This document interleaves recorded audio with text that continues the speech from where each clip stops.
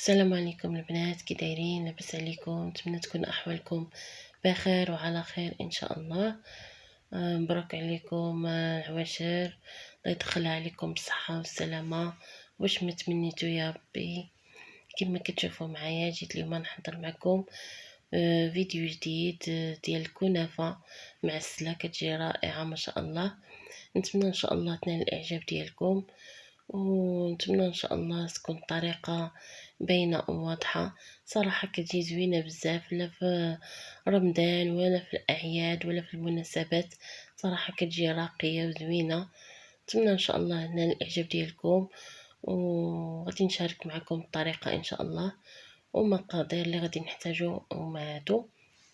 كما كتشوفوا معايا هنايا عندي الكنافه اللي كتباع في المحلات.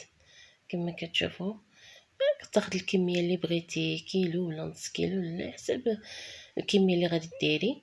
عندي هنايا شويه ديال اللوز كما شفتوا، خليته على جنب غنستعملو في الزواق، وهذا اللي غادي نخدم به العقده كما كتعرفوا. وغادي ندوزو ان شاء الله من بعد ما سلقته وفسختو من القشور.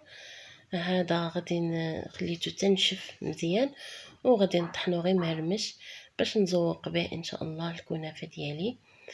صافي هنايا من بعد ما طحنته كما قلت لكم ما غاديش طحنوه مزيان، يعني غيبقى هكا باين مهرمش. يمكن لكم تاخذوه كيتباع حتى جاهز، يمكن لكم تاخذوه، انا فكرت نديروه في الدار من الاحسن. وكما كتشوفوا هذا النكهه ديال البيستاج واللون الاخضر غادي ندير شويه في الطبسيل، غادي نخفقو بشويه ديال الماء باش يلصق لي على اللوز اللي هرمشت، وما يجيش هكا في جهه كاين وجهه لا. كما كتشوفوا هنا درت عليه داك اللوز اللي هرمشت في الماكينه، وكيجي على شكل بيستاج. اللي ما عندوش بيستاج يعني هكا في الدار يمكن له يحضر بحال الطريقه اللي حضرت انا، غير التزيين فقط. كيجي فيه ديك النكهه ديال البيستاج وكيجي ديك الوين ديالو زوين، ومن بعد ما لبسناه كله بداك اللون ما يجيش غامق بزاف وما يجيش عاوتاني فاتح بزاف. صافي درتو هنا في لاطه ديال الفران وغادي ندخلو باش يتحمر ليا شويه ينشف، ما يبقاش هكا كرطب. وهذا اللوز اللي غادي نحضر به العقده غادي نطحنو مع سنيده. هذا هو اللوز اللي صايبت معكم من قبل، هانتوما كتشوفوا من بعد ما نشف في الفران كيفاش ولا. صافي هنايا كنبان لي باقي شويه عاودت طحنته شويه باش عطاني هذا الشكل هذا. وهذه العقده ديالي اللي كنطحنها مع سنيده، اللوز مع سنيده كنطحنوه حتى كيولي لنا هكا على شكل عجينه.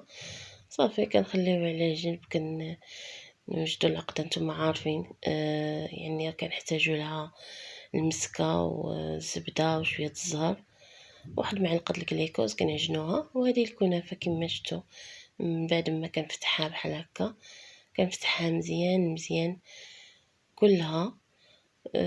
كتجي الصراحه زوينه وراقيه، لا في الشكل ولا في المذاق. صافي كنبقى نفتح فيها بحال هكا يعني باش ما تبقاش مجموعه. ملي كنجي نخدم بها كتجيني سهله، كنبقى نفتح بشويه بشويه حتى كنكمل الكميه اللي عندي. وكنخدموها بالزبده والزيت، بحال دابا درتو كاس ديال الزبده دايبه غتضيفوا عليها كاس ديال الزيت وغتصفيوها هكا باش كنلبسوها بهذيك الكنافه مزيان باش كتجينا مقرمشه ملي كندخلوها الفران.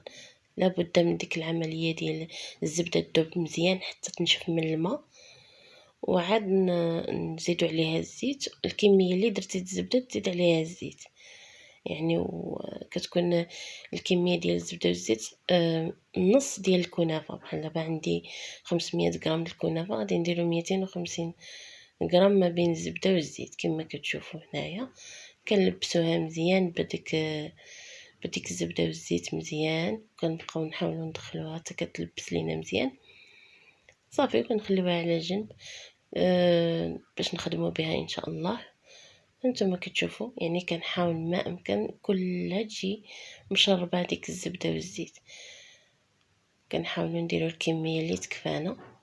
المهم انا هنا كنخدموا بشويه بشويه باش ما كتنشفش لينا، حيت حتى هي دايره بحال شكل الورقه ديال البسطيله، يعني الا خليتيها، الا درتي بزاف وخليتيها على جنب كتنشف. الا درتي بزاف ولا هذا وخفتيها تنشف لك، كان الجو سخون، تغطيها بالسلوفان ولا ميكا ولا يعني شي حاجه هكا تغطيها، تبقى تجبدي الكميه اللي غادي تخدمي بها ديك الساعه، والاخرى تبقى مغطيه باش ما تنشفش.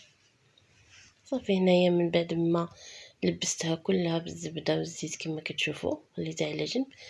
كاين اللي كيخدم شويه بشويه، انا اختاريت ندير لها هكا احسن.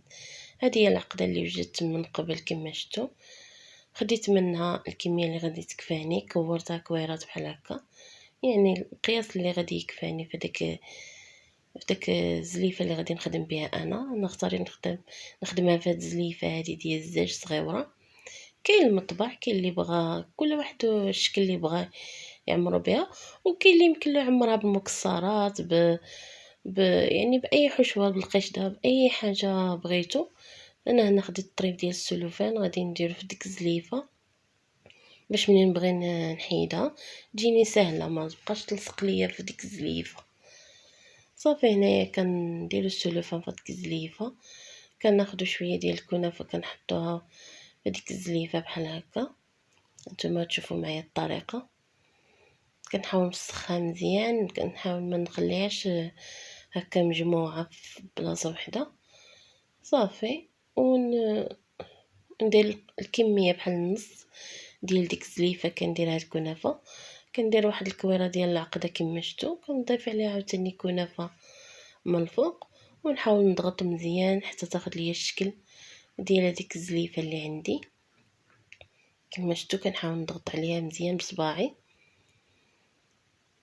ما تخافوش منها، ضروري تضغطوا مزيان باش كتعطيك يعني الشكل اللي بغيتي. كما كتشوفوا كنحاول نجمع على داك السلوفان ونضغط مزيان حتى تاخد ليا الشكل اللي بغيت. وصافي هنايا كنحيدوها ونقلبوها ونديروها في اللاطه ديال الفران. ما ماشي بالضروري تكون مدهونه اللاطه، حيت اصلا هي الكنافه راها مسقيه بالزبده والزيت، ما كتلصق من حتى شي حاجه. صافي نبقى نستف في اللاطه ديالي، نعاود معكم واحده اخرى كما كتشوفوا.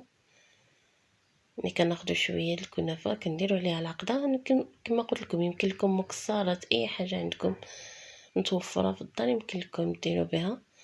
صراحه كتجي زوينه كما قلت لكم، كتجي شي حاجه راقيه، و يعني يمكن لك ديرها في اي مناسبه. كما كتشوفوا كنعاود نضغط مزيان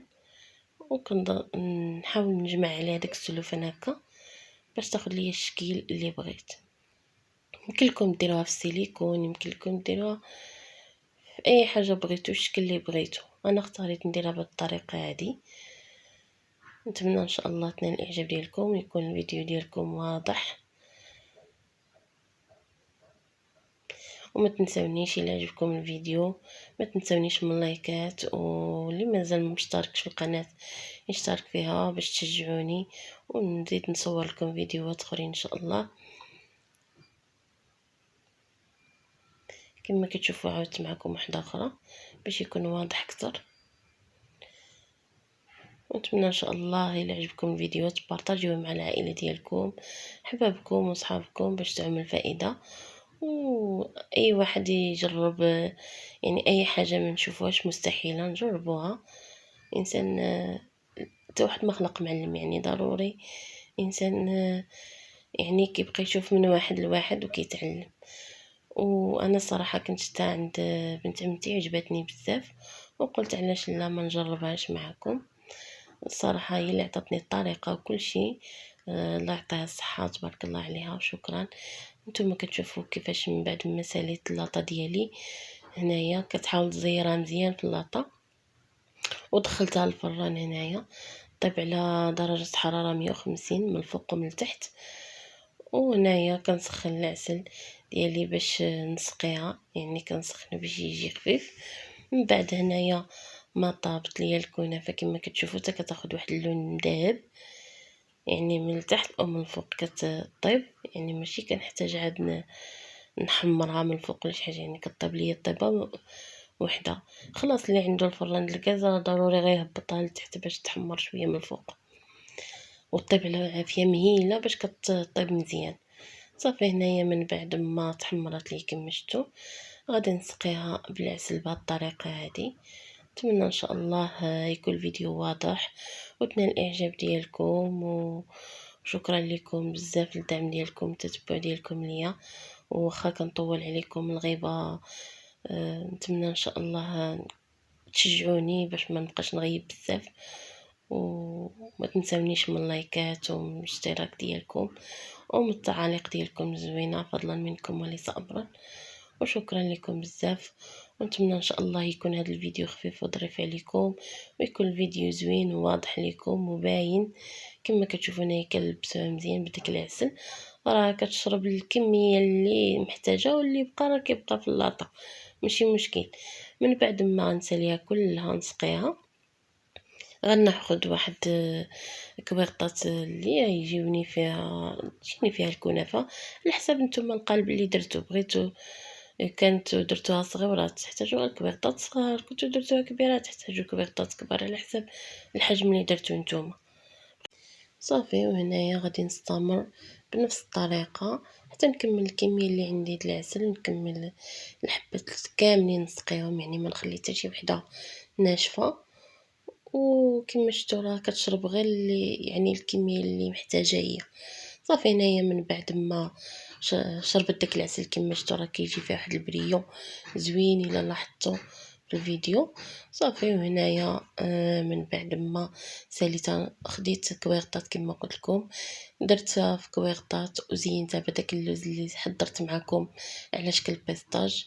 انتم كتشوفوا الشكل ديالها كيفاش جات، كتجي الصراحه زوينه بزاف وراقيه. ونتمنى ان شاء الله يكون هذا الفيديو زوين ونال الاعجاب ديالكم، ونخليكم على خير. نتلاقاو في فيديو جديد وفكره جديده ان شاء الله، والى اللقاء الى الفيديو القادم ان شاء الله. خليتكم على خير.